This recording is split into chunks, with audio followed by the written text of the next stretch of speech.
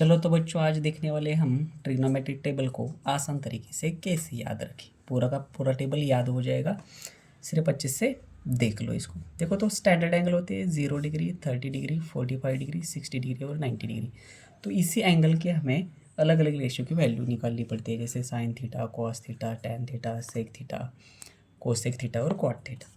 तो सबसे पहले क्या करना है आपको कि जो एंगल है इनको नंबर देना है सीरियल से, जैसे कि 0, फिर इसको 1, 2, 3 और 4।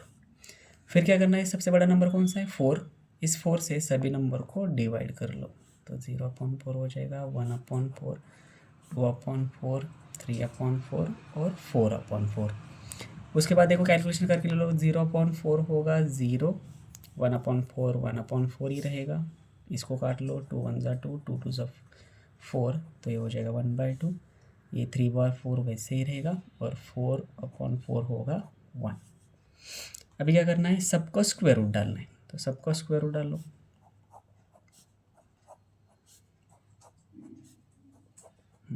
अभी स्क्वायर रूट को खोलो, तो रूट ऑफ 0 होता है 0, स्क्वायर रूट ऑफ 1 होगा 1, स्क्वायर रूट ऑफ 4 होगा 2। फिर देखो स्क्वायर रूट ऑफ 1 होगा 1, square root of 2, square root 2 ही रहेगा, square root of 3, square root of 3 रहेगा, स्क्वायर रूट ऑफ 4 होगा 2 और स्क्वायर रूट ऑफ 1 होगा 1। तो देखो हमें ये मिल गई वैल्यू 0, 1/2, 1/√2, √3/2 और 1, और ये आ गए हमारे साइन थीटा की वैल्यू। अब इसके बाद देखो क्या करना है, हमें निकालना है कॉस थीटा की वैल्यू। तो देखो साइन थीटा की पूरी वैल्यू हमें मिल गई, अभी निकालेंगे कॉस थीटा की। कुछ भी नहीं करना है आपको, सिर्फ इसको जो रिवर्स में लिखना है, जो लास्ट में है हाँ उसको फर्स्ट में लिखो। फिर √3/2 आएगा, फिर ये 1/√2 आएगा, फिर ये इधर आएगा और ये फर्स्ट वाला 0 लास्ट में आएगा। तो कॉस थीटा के लिए हमने क्या किया, सिर्फ जो साइन थीटा की वैल्यू है उसको ही सिर्फ रिवर्स में लिखा। फिर इसके बाद निकालना है हमें टैन थीटा। अभी देखो टैन थीटा जो होता है, टैन थीटा जो होता है वो होता है sine theta upon cos theta. ये भी एक फॉर्मूला है, इसको याद रखो।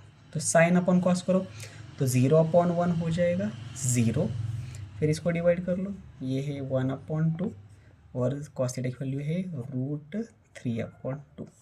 देखो इस 2 को ये 2 हो जाएगा कट, तो ऊपर आया 1 और नीचे आया √3, तो इसको लिखो 1/√3। अभी देखो इधर 1/√2 है, इधर भी 1/√2 है, तो ये दोनों कैंसिल होगी, तो ये आएगा 1।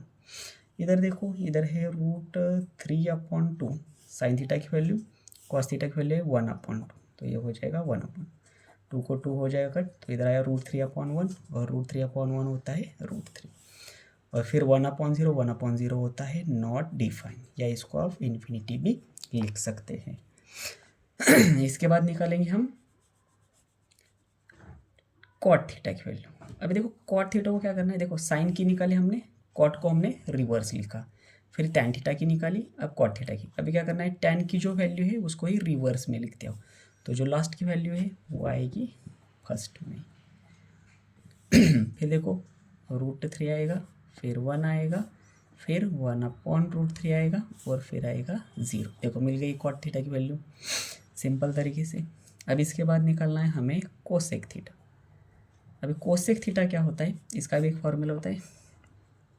तो cosec theta is equal to होता है 1/sin थीटा।